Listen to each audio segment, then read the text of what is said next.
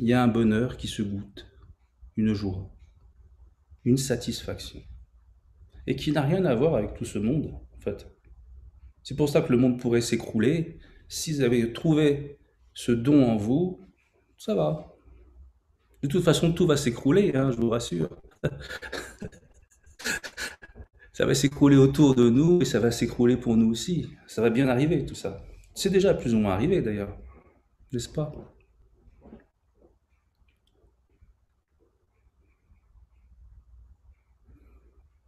Alors, avez-vous trouvé le point de contact, le point qui ne tombe pas, lui, qui ne s'écroule pas?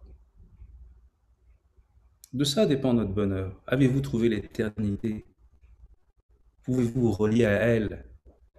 C'est ça que je veux transmettre. C'est ça la bonne nouvelle auquel je veux vous faire participer. Mais à présent, ça dépend pas que de moi, loin de là. Ça dépend de vous. Ça dépend de comment vous laissez le don en vous. Si vous voulez que la présence se donne en vous, soyez à la présence. Donnez-vous à la présence et la présence se donnera à vous. Rien ne nous empêche de nous fermer à la présence.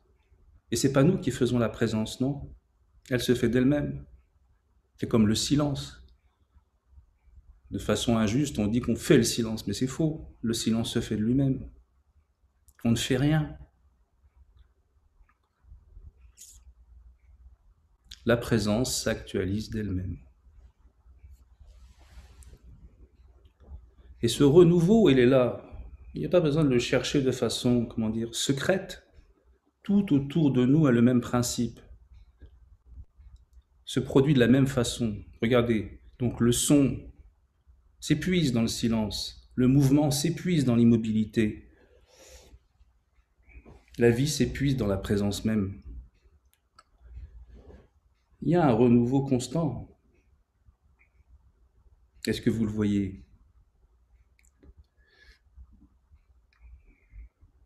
Est-ce que vous le goûtez? Ou est-ce que vous goûtez votre discours, votre propos, vos idées? Zappez tout ça. Notre esprit ordinaire sera jamais content.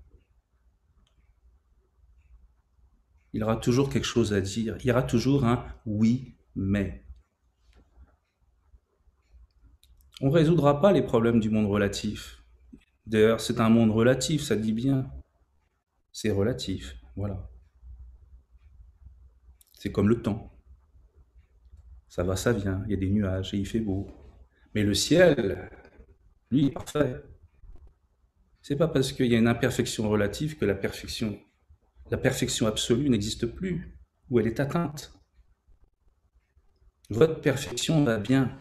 Comme je dis, Dieu en nous va bien. Mais oui, il va très très bien. Contempler vient de se relier à cette perfection. C'est pas, ne vous reliez pas à des états relatifs. Les états relatifs partiront à nouveau. Reliez-vous à votre nature de perfection, au vivant même.